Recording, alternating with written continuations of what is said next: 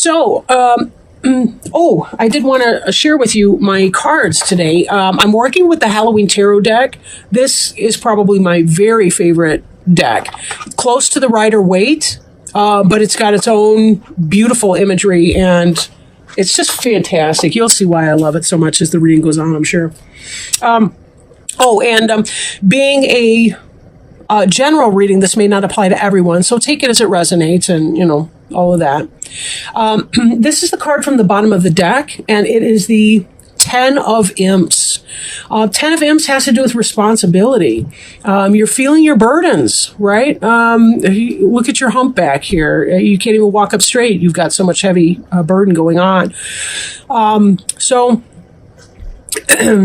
be careful as you're dealing with your responsibilities that you either don't leave things out or don't focus on things if you do miss them. This is a good time to be writing your lists, kind of tidying up all of that so that you have less stress. Sometimes when we overlook things, maybe we're late on a bill or some other thing, that's when we really start feeling our stress to the nth degree.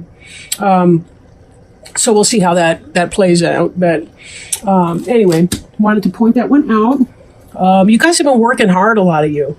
Now, this is the card that covers you. This is your basic energy that's going on right now. That's the Ace of Bats. And this is about truth and awareness and awakening, right?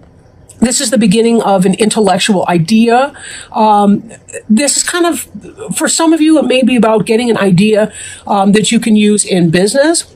Moving that forward, maybe some kind of truth comes in, something that you didn't know that you now know, that's going to help you make decisions.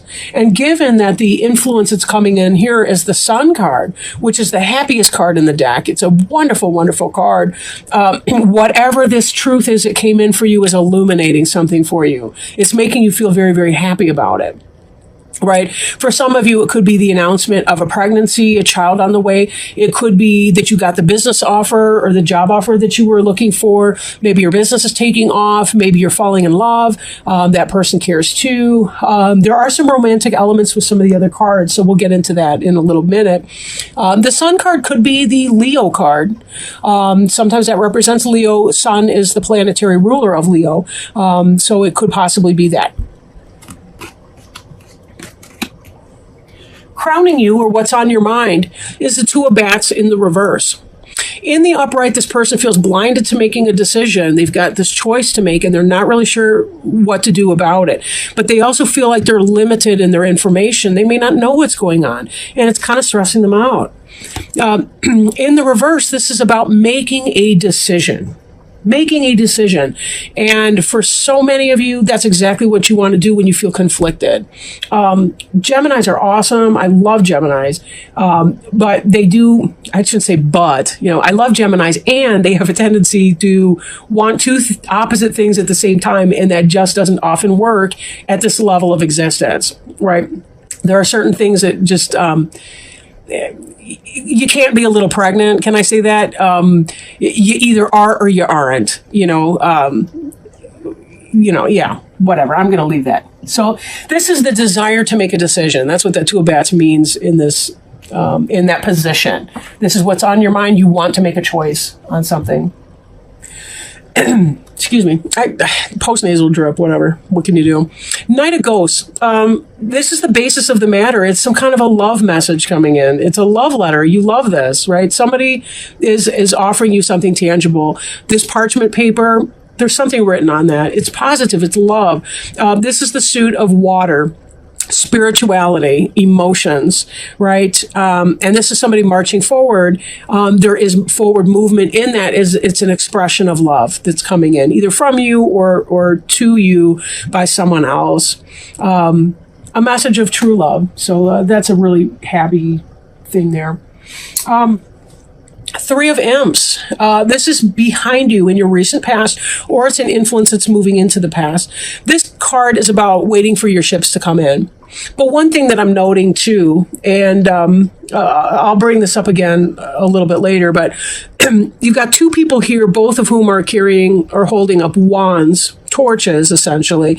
Then you have this other one who's carrying or holding up a wand that's got leaves on the top. three people here. Well, it's three imps, so we're going to see that. But it's kind of like a doorway, right? Someone is waiting for their ships to come in. They're waiting for that. We see I'll bring it in here. We see the card representing you as the Three of Bats, which can indicate a third-party situation or some kind of heartache or something like that. And it makes me think these cards together in a sense. And I question about your choice.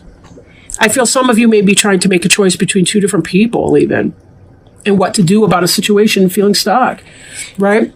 Because you got two individuals up here, and then here's a third, and you got two here that seem to be twins, basically, and you've got, sorry, I forgot twins, Gemini, whatever, and then you've got this person over here coming in with their unique brand. So there could be some of that that's going on for some of you. Could be some of that.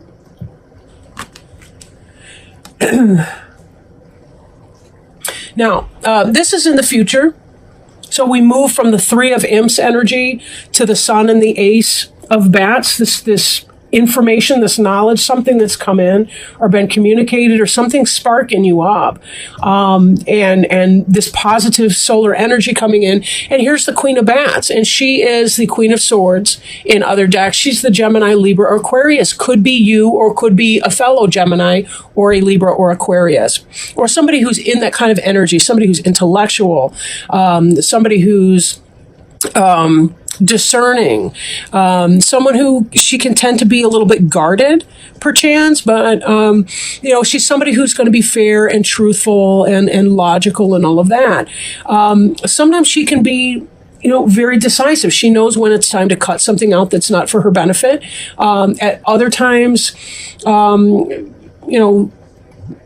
she knows when to hold on to what, at the same time. So again, this could be about that desire to make a decision becoming manifest in here, where you've got that sword of truth and you're trying to discern what is necessary. Note that there are two death's head moths here too. So sometimes it can indicate that she's ready to make that kind of change. She's ready to let go of something in one area of her life to move on to something else. Right. But she's interested in the bat. She's not, luring him in to kill him or anything like that. So she's, she wants to do the right thing. And certainly there's that element of truth in that. But there's also something that came in, some knowledge or some truth, and she's trying to make sense of what that means and make some sort of decision about it. But whatever this information was, it came in, it made her very, very happy. And when I go again back to this thing at the bottom of the deck with the responsibility and just kind of feeling this ultimate sense of responsibility, the card right below that is this Ace of Imps. And the Ace of Imps, in the upright, this is about passion. This would be the Ace of Wands. What a phallic symbol. It's about passion, sexual passion or passion for life. The beginning of something, some new passionate movement that you can put into practice or make manifest. In the reverse, this could be the opposite of that. It could be maybe stagnation or stalemate in there. Maybe you're having so much responsibility that there's some kind of heartache or loss or what have you going on at home, that you're having a difficulty in reconnecting with that passion for some of you. Now, I don't want to forget anything. I'm sort of floating around following the story here. In your environment, we have the Ace of Pumpkins. And the Ace of Pumpkins is about new beginnings, something that's made material, something that's manifest. The beginning of a new business, the beginning of new wealth, new health, new opportunity. Again, something happened here. We have all these different beginnings, including the Ace of Imps over there that I just brought in. Something's missing from your present situation, that even though you're not in a bad situation at all, there's something that you are craving. Something's not being met. And some truth or some awakening, or you finally were able to put your finger on it. Haha, there's a finger right there. You were finally able to put your finger on it and recognize what this is, and it's, do I want to awaken this, whatever this is? How do I want to make use of this information? Somebody told you something, and it was most likely a love message. The truth is out. They love you. He or she loves you, and you're finally catching on.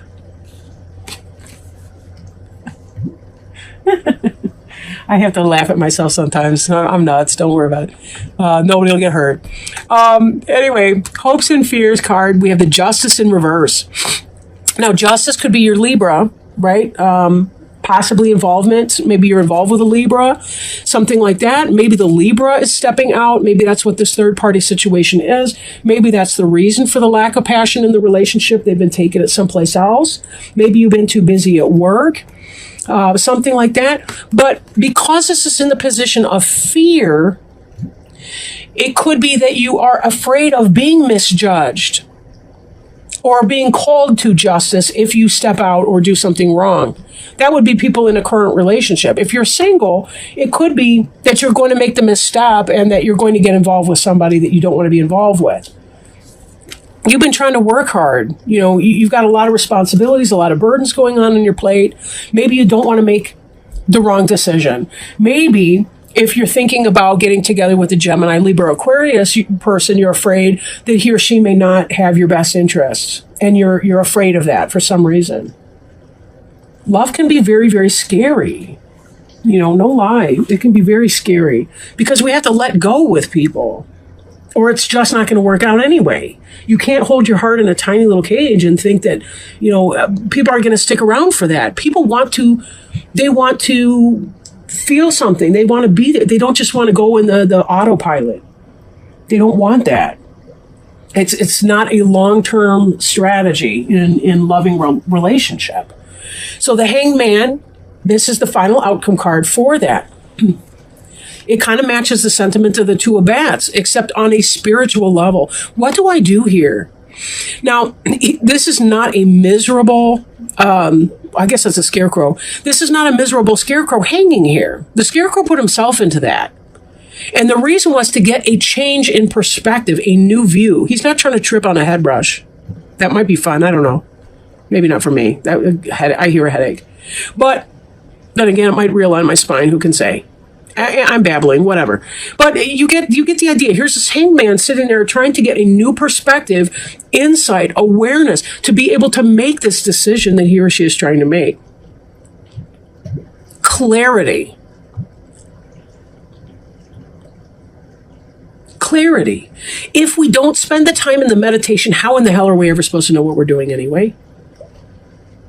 How are we supposed to know that? It's just not going to make any sense.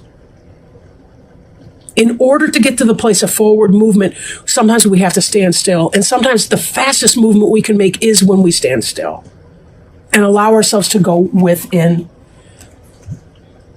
and determine what is that I need to do. Because then and only then will we be able to make a decision. What are we going to chop out? What are we going to invite in? But if you're inviting somebody in a loving way, by God, put down that frickin' sword. Put down that sword. Oh, we had a jumper. I love jumpers. Somehow I feel like there's a little spirit standing right by my elbow that's popping them right out of the deck as I'm throwing them. All right. Impossible things. Oh my God, this sounds so funny. Working through disbelief, imaginative leaps, and fresh perspective. Oh my ever-loving God, thank you. Thank you. Fresh perspective. Isn't that what we said? The hangman is hanging upside down to change perspective. There's no use in trying, she said. One can't believe impossible things. I dare say you haven't had much practice, said the Queen. When I was your age, I always did it for a half an hour a day. Why, sometimes I've believed as many as 6 impossible things before breakfast. Alice is correct. It is indeed difficult to believe in impossible things. However, it is the Queen's viewpoint that resonates most with Alice. And when you receive this card, with you too. You are being asked to believe in something that seems impossible at present. This could be a miracle or something that seems too good to be true. It also talks of belief as a matter of discipline and practice. As the Queen says, she practices believing in impossible things. What if you were to practice believing in the impossible? If you were to spend half an hour each day meditating on a miracle, changing your thoughts, or focusing on creating an amazing life, you would slowly but surely expand your limits of possibility. If you devoted a half hour each day to creating wonderful changes within your life, what would you achieve? Financial breakthroughs, relationship bliss, physical healing? Devote yourself to something you wish to improve. When we do this, then just like the Queen, we too start to believe in impossible things because dedication steadily brings the impossible closer. In divination, this card represents a struggle to accept what seems unlikely. Devote regular time to improving a situation, becoming better at something you care about, or changing something for the better. Meditate on a miracle and believe in impossible things.